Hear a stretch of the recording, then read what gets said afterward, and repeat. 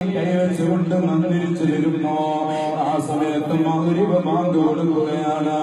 ഉസ്താദിന്റെ വീട്ടിന്റെ തൊട്ടടുത്തൊരു പള്ളിയുണ്ട്. ആ പള്ളിയിലേക്ക് കയറണമെങ്കിൽ ധാരാളം സ്റ്റെപ്പുകൾ കയറി പോകേണ്ടതുണ്ട്. മഹാനായ ഉസ്താദ് മലേഷ്യയിൽ നിന്ന് വല്ലാതെ ക്ഷീണിച്ച് വീട്ടിലേക്കൊന്ന് നന്നായി കയറിയിട്ടില്ല. അവിടുന്ന് വിശ്രമിച്ചിട്ടില്ല.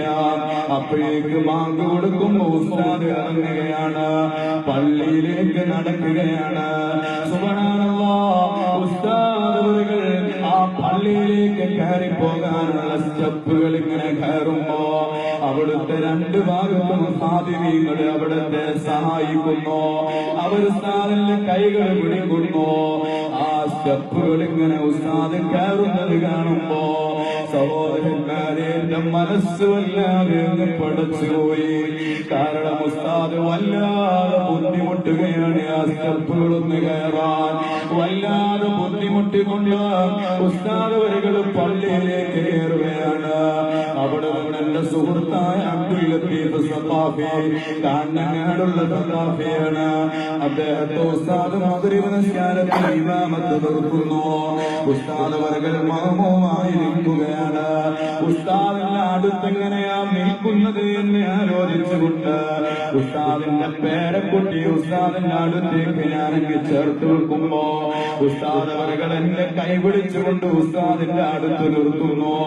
സുബ്ഹാനല്ലാഹ്, ഉസ്താദ് വരികൾ നിസ്കരിക്കുമ്പോ അവിടുന്ന് റുകൂഇൽ പോകുന്നത് കാണുമ്പോ, അവിടുന്ന് സുജൂദ് ചെയ്യാൻ പ്രയാസപ്പെടുന്നത് കാണുമ്പോ, സുജൂദിൽ നിന്ന് അവിടുന്ന് എഴുന്നേൽക്കാൻ വല്ലാതെ പ്രയാസപ്പെടുന്നത് കാണുമ്പോ എന്റെ ഖൽബ് വല്ലാതെ പഠിച്ചുപോയി. സഹോദരന്മാരെ, ഉസ്താദ് വരകളെ നിസ്കാരത്തിൽ നിന്ന് സലാം വീട്ടിയപ്പോ അല്പം താഴേക്ക് ഇറങ്ങിയിരുന്നു കൊണ്ട് ഞാൻ ആ ഉസ്താദിനെ നോക്കിയിരുന്നു പോയി.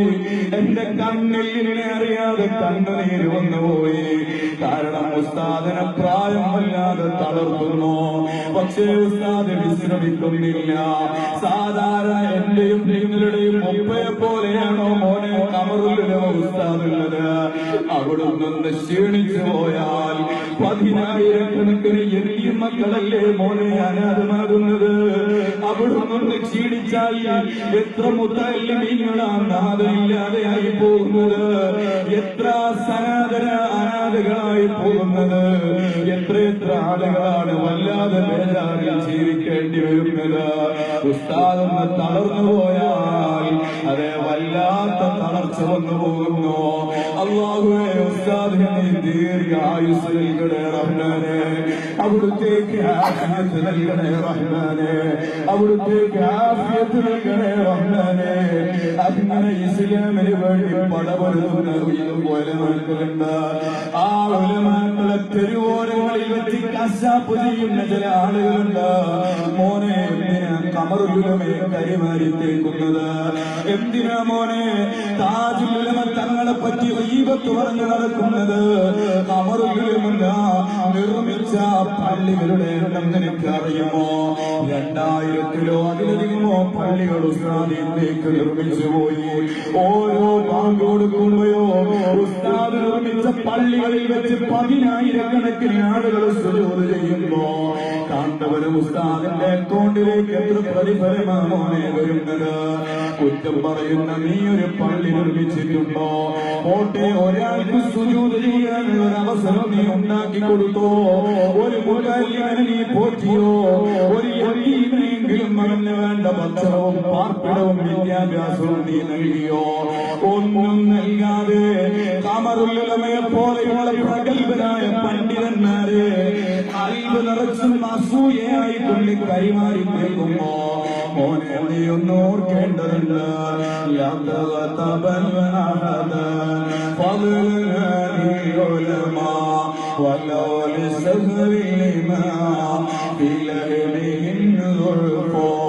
മഹാനായ സൈനുദ്ദീൻ മഖ്ദൂം പറയുന്നു, ഒരാളെ പോലും മോനെ നീ ഗീബത്ത് പറയാൻ പാടില്ല. പ്രത്യേകിച്ച് ആലിമീങ്ങളായ ആളുകളുണ്ടല്ലോ, ആ ആലിമീങ്ങൾ ആലിമീങ്ങളെ നീ കുറ്റം പറയാൻ നിൽക്കണ്ട. വലൂലി സഹറിലിമാ ഫിലഹദിഹിം ഗുൽഫോ. ആലിമീങ്ങളെ കുറ്റം പറയുന്നത് അത് മറന്നുകൊണ്ടാണെങ്കിലും ശരി വല്ലാത്ത പാതകമാണ്. ഏതുപോലെ പറയുമോ, ആലിമീങ്ങളുടെ പച്ച മാംസമില്ലേ മോനെ, അത് വിഷമുള്ള മാംസമാണ് കേട്ടോ.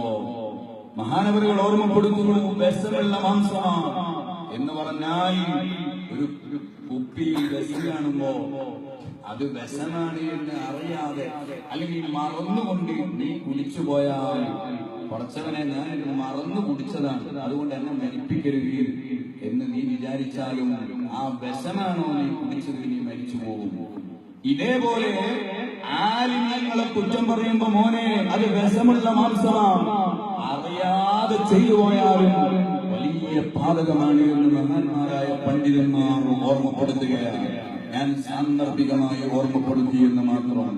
അസൂയ എന്ന് പറയുന്നത് ഈ ആളുകളെ കുറ്റം പറയലും ആളുകളെ മോശമാക്കലും എല്ലാം കൽബിന്റെ ഉള്ളിലുള്ള അസൂയ എന്ന് പറയുന്ന രോഗത്തിൽ നിന്ന് വരുന്നതാണ്. അല്ലാഹു നമ്മെ കാത്തുരക്ഷിക്കട്ടെ.